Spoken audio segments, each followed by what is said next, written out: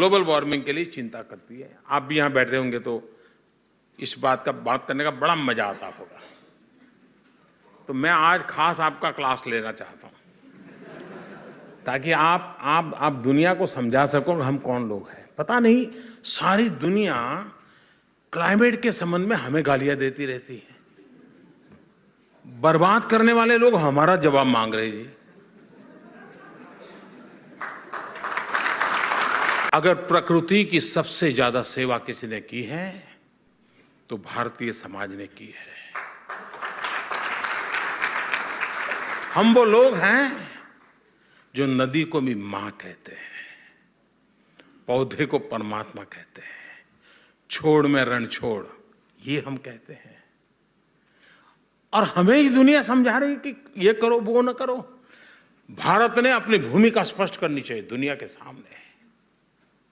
आज विश्व जिस संकट से गुजर रहा है उस समस्या का समाधान हमारे सांस्कृतिक मूल्यों में है, हमारे जीवन के आदर्शों में जुड़ा हुआ है। ये विश्वास के साथ जाना चाहिए और ये मेरी भारतीय समाज से सर्वाधिक अपेक्षा है।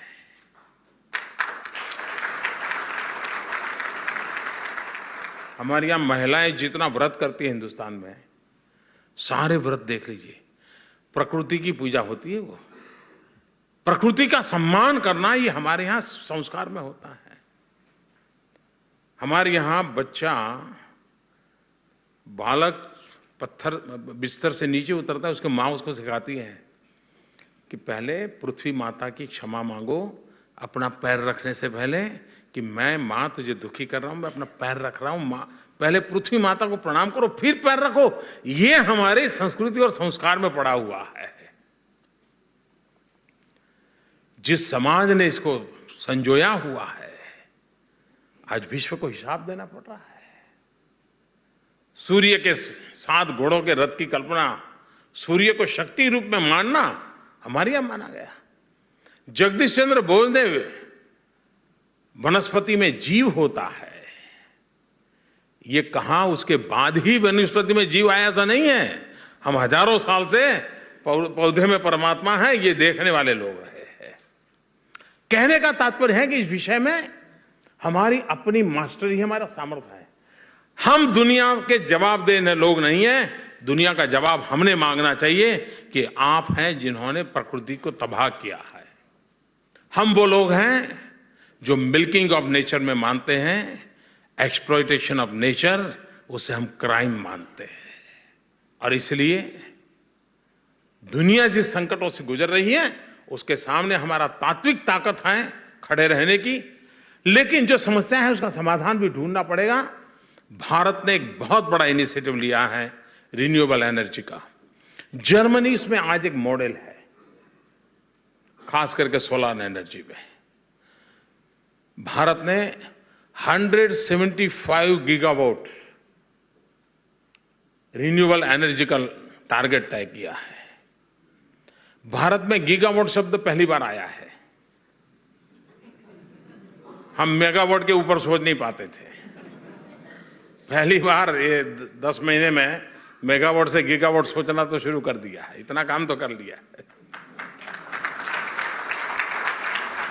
175 गीगावाट, उसमें 100 gigawatt solar energy, 75 gigawatt wind energy, biomass energy, इन चीजों पर बल देना।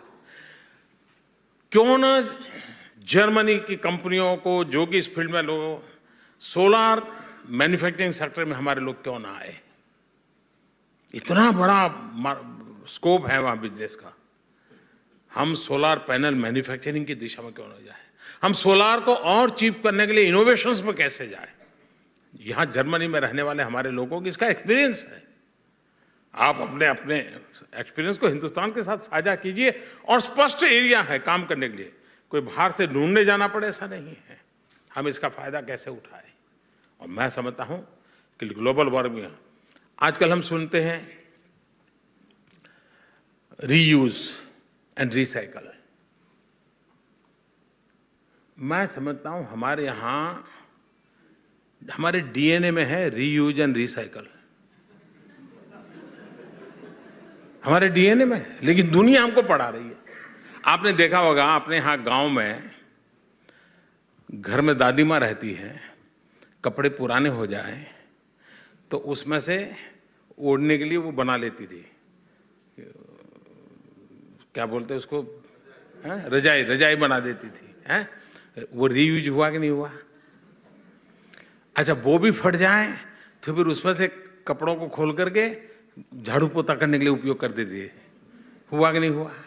यानी एक चीज का कितना उपयोग करना, वो हमारे लोगों की बड़ी एक्सपर्टाइज थी। अब आज रीयूज, रिसाइकल, ये शब्द हमको बाहर से सुनने पड़ रहे हैं। आप देखिए, हिंदुस्तान के जीवन में परंपरागत रूप से रीयूज एंड रिसाइकल ये हमारी सहज प्रकृति थी। मां भी, बड़ा बच्चा बड़ा होता था, 12-13 साल का होता था, कपड़े ठीक नहीं होते, वो कपड़े संभाल करके रख देती थी। क्यों? दूसरे वाले के काम आएंगे। यानी और इसके लिए कोई अखबारों में कोई आर्टिकल नहीं छपा था, कोई 24 कलाक कोई टीवी चैनल पे कार्यक्रम नहीं आया था कि ऐसा करो वैसा करो, किसी ने सिखाया नहीं था।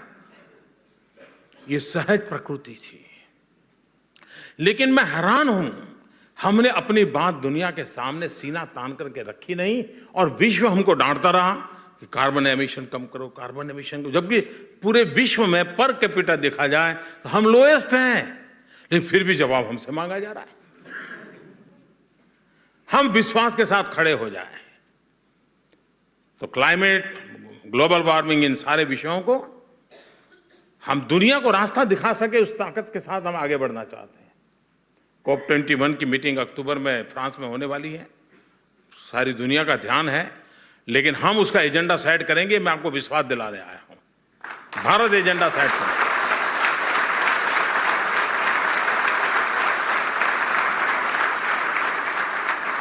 और हमारे मूल्यों के अधिष्ठान पर करेंगे। हमने दुनिया को दिया है, हम दुनिया से लेने वाले लोग नहीं हैं।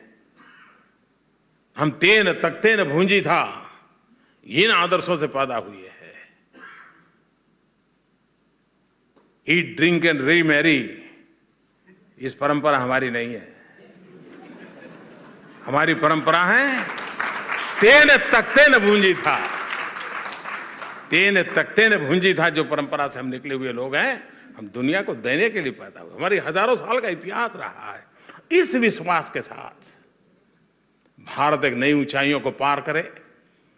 और मैं मानता हूं, जर्मनी एक ऐसा देश है जिसने भारत को सही स्वरूप में विश्व के सामने प्रस्तुत करने का अविरत प्रयास किया है, और इसके लिए हमें जर्मनी का ऋण स्वीकार करना चाहिए, उनका पब्लिकली थैंक्स कहना चाहिए।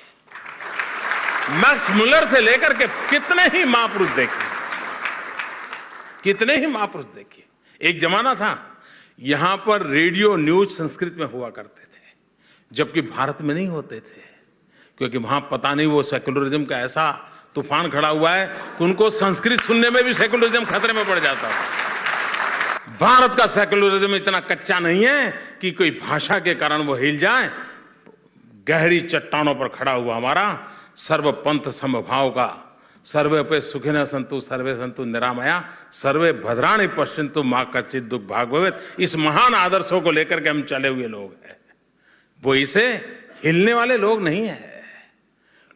हमारा आत्मविश्वास हिला हुआ नहीं होना चाहिए, उसमें हमें दम होना चाहिए। मैं इसी विश्वास के आधार पर कहता हूं, 125 करोड़ का देश, 1/6 पॉपुलेशन ऑफ द वर्ल्ड, हम अच्छा करेंगे, दुनिया का अपने आप अच्छा हो जाएगा। इसी एक भावना के साथ भारत आगे बढ़े, उस दिशा में प्रयास चल रहा है। आप सबसे मिलने का अवसर मिला, मुझे खुशी हुई। मेरी आप सबको बहुत शुभकामनाएं हैं। आप बहुत प्रगति करें, भारत का नाम आप जहां भी हो रोशन करें।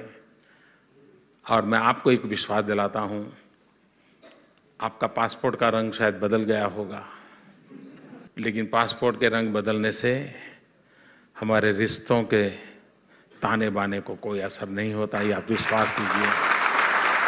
ये देश हिंदुस्तान हमेशा हमेशा आपका है, आपके लिए है, और हो सकता है कि आपके आने वाले योजनाओं के तहत वो आपके बदौलत भी बन जाए। मेरी बहुत बहुत शुभकामनाएं। धन्यवाद। So for the first time, we are working as a Team India, a new partnership between the center and the states. We speak of cooperative federalism, but also competitive federalism, where states would excel by competing with each other for investments and jobs.